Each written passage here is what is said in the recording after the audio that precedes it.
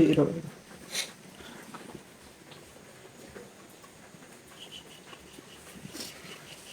Ya wes. Makasih anak udah ngajak nongkrong. Udah lama kita gak ngobrol serius.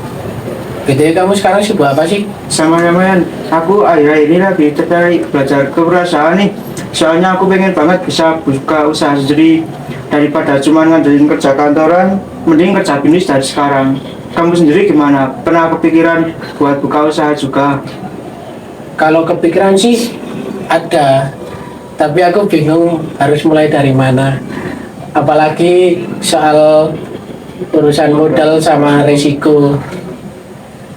Nah itu dia yang aku mau ceritain. Kalau kita punya niat kuat jadi pengusaha itu sebenarnya bisa kok. Menurut kamu apa sih pentingnya kewirausahaan di zaman sekarang?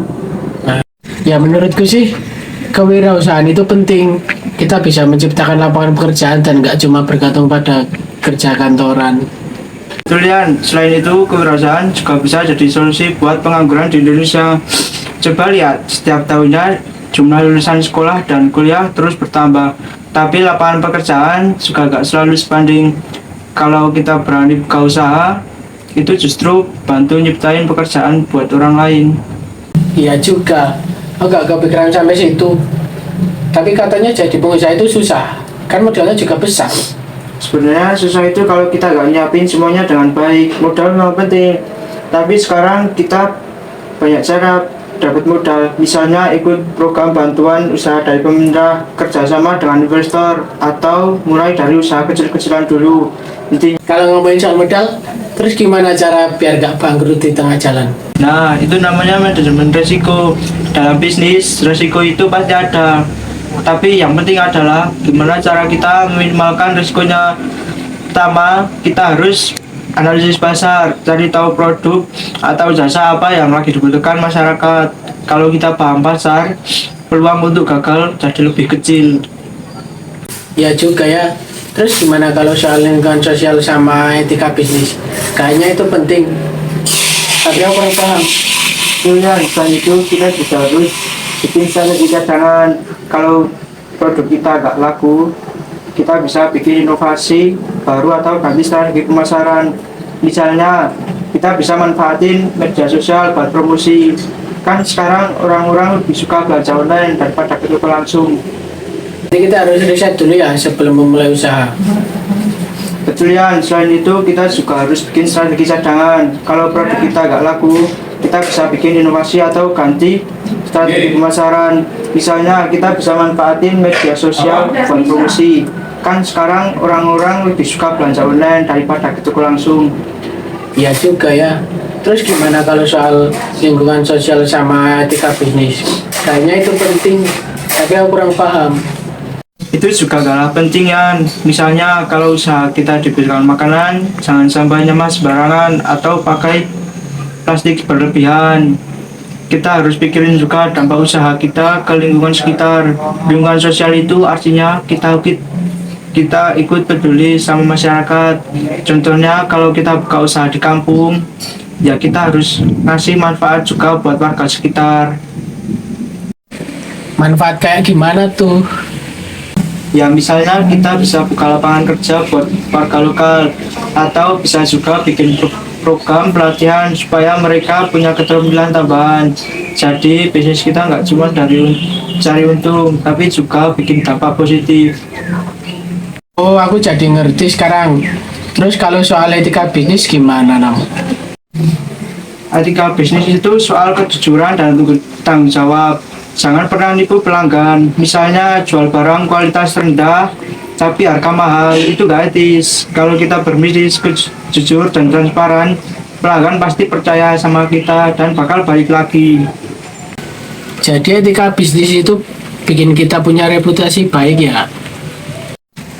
Bener ya, selain itu usaha kita jadi lebih berkelanjutan. Kalau bisnis gak jujur, mungkin untung besar di awal, tapi lama-lama pelanggan bakal kabur. Selain itu, kita juga harus jadi pemimpin yang baik. Kalau kita punya karyawan, kita harus bisa ngajak mereka kerjasama. Ngajak kerjasama maksudnya gimana? Itu dia tantangannya. Motivasi itu bisa datang dari mimpi kita sendiri. Kalau kita udah punya tujuan, misalnya pengen punya usaha sukses dan bantu orang banyak, kita jadi lebih semangat buat jalani usaha. Kalau ketemu masalah, kita harus anggap itu sebagai tantangan, bukan hambatan.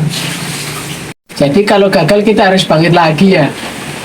Betul, nggak ada pengusaha sukses yang nggak pernah gagal. Kegagalan itu bagian dari proses. Yang penting kita belajar dari kesalahan, biar nggak terulang lagi. Aku baca di buku, kebanyakan pengusaha sukses itu justru berhasil karena mereka nggak pernah berhenti belajar dan berinovasi. Wah, inspiratif banget. Aku jadi tertarik buat belajar bisnis lebih dalam. Mungkin aku bisa mulai dari usaha kecil-kecilan kayak jualan online. Bagus itu Yan, yang penting mulai aja dulu. Kamu juga bisa baca buku-buku bisnis atau ikut pelatihan. Dan ingat, kuncinya adalah kerja keras, konsisten, sama nggak gampang nyerah. Kalau butuh bantuan, aku siap bantuin kamu. Kasih banyak Nam. Pembicaraan ini benar-benar bikin aku semangat. Ternyata kewirausahaan itu nggak seseram yang aku bayangin. Asal siapin rencana dan belajar manajemen, semuanya jadi lebih jelas. Ingat Yan, yang penting kamu mulai aja dulu dari langkah kecil. Jangan lupa kalau ada masalah atau kebesaran, langsung aja hubungi aku. Kita bisa belajar bareng. Oke, nanti aku bakal riset dulu. Siapa tahu bisa buka usaha kecil-kecilan. Kamu menginspirasi Nam. Sama-sama Yan, jangan lupa usaha itu butuh konsisten dan tekad kuat. Kalau kita gak gampang nyerah, sukses pasti bisa kita raih. Yuk jadi pengusaha sukses bareng-bareng. Siap Nam, makasih banget udah ngajak ngobrol hari ini. Wah mantap. Ya udah, next time kita ngobrol lagi ya. Siapa tahu udah ada ide bisnis keren dari kamu. Semangat Yan.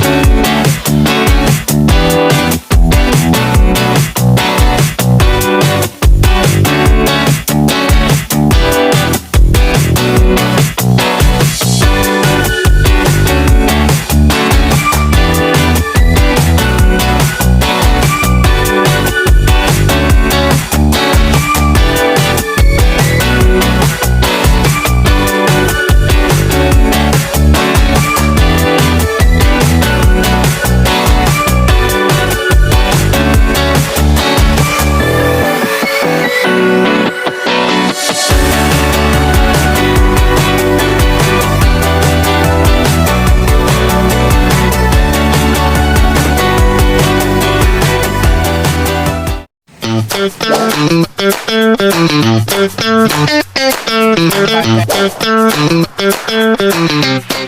you.